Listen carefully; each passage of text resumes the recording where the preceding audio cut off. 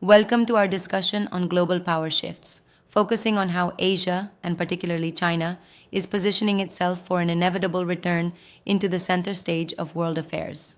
I'm really intrigued by that perspective. So, we're saying that the current global order is undergoing a radical transformation, right? Exactly. Jeffrey Sachs lays out a case that Asia, especially China, is not just rising by chance, but is destined to reclaim its historic role in the global economy Yeah, and politics. It's a shift that touches on economics, history, and strategic movements. right. And he argues that Western dominance is fading.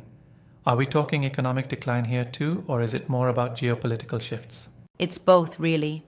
Sachs points out that the West's edge has been gradually eroding due to internal challenges, while Asia's resurgence is powered by rapid industrialization, innovation, and a sort of determined reclaiming of its cultural legacy.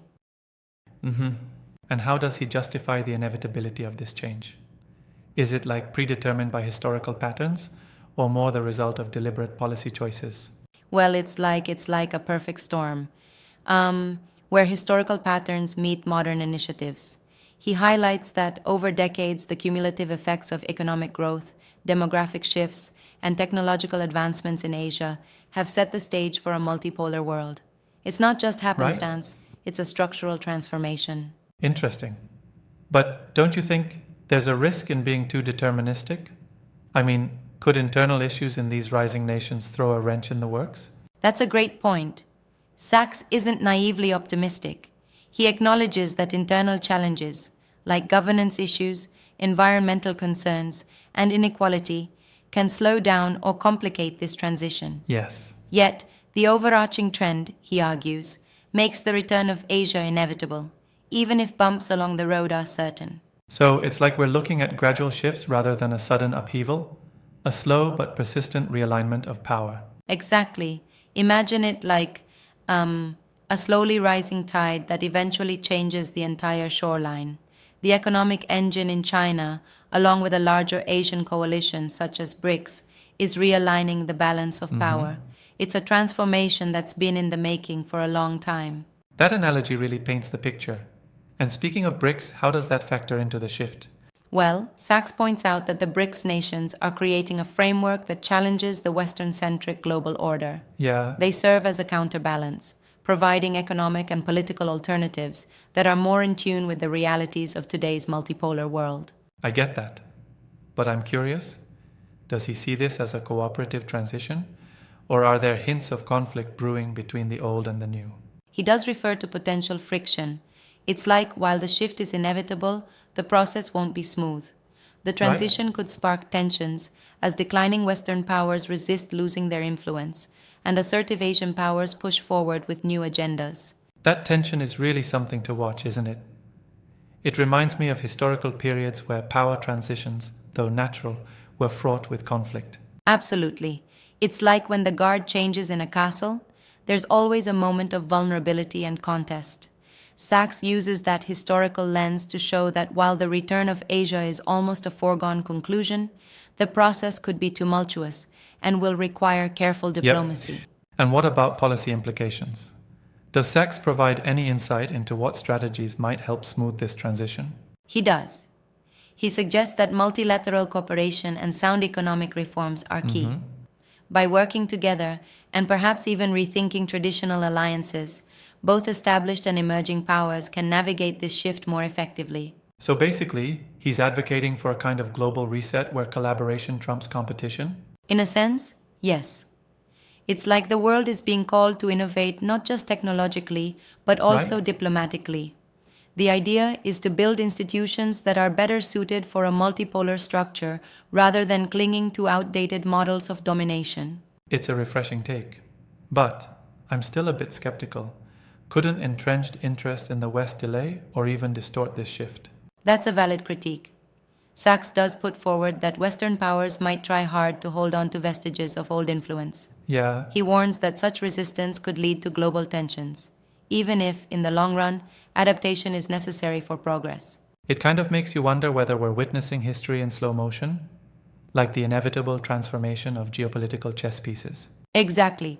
It's like a grand chess game where the board itself is being reconfigured. Traditional moves may no longer work, and new strategies must come to the fore. And in this Yeah. game, China seems to be taking a very aggressive and calculated role. Speaking of China, its economic drive is such a critical element here. Does Sachs talk much about the force behind China's growth? Oh, he does, in great detail. He credits China's rapid industrialization, massive investments in innovation, and a deep rooted cultural drive to reclaim its historical stature in the world economy. It's not just economic volumes, but also the strategic vision behind those investments. It's almost like China's playing a long game, meticulously planning its moves like a seasoned grandmaster in chess. Precisely. That's a fitting analogy. The moves China makes aren't short term, they're calculated with generations in mind. Right?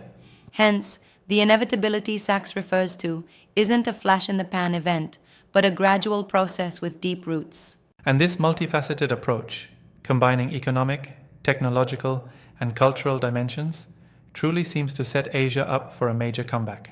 It does. The interplay between these dimensions creates a synergy that strengthens Asia's position. Yeah, And it also challenges the old order by offering a more diverse, multifaceted model of global leadership. with all these elements in play, one wonders how global institutions like the IMF or the UN will adapt to such shifts. That's another interesting angle.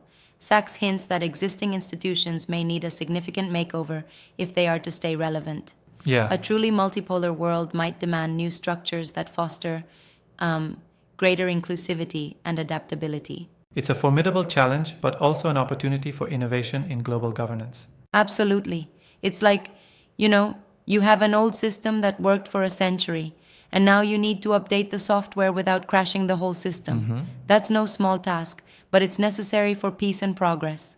I'm fascinated by how Sachs ties together these threads: historical inevitability, economic momentum, and the need for policy innovation. Yet, I wonder if his optimism might overlook potential flashpoints in global relations. That's a fair challenge. While his analysis is decidedly optimistic about Asia's return, he isn't blind to the fact that power transitions always carry risks of conflict and instability. And it's these very Right. risks that call for strategic, careful diplomatic interventions. So, we can say that while the return of Asia is painted as inevitable, the journey itself is full of complexities, internal challenges, external resistance, and the inevitable friction of change. Exactly. And that makes the discussion so rich and so relevant.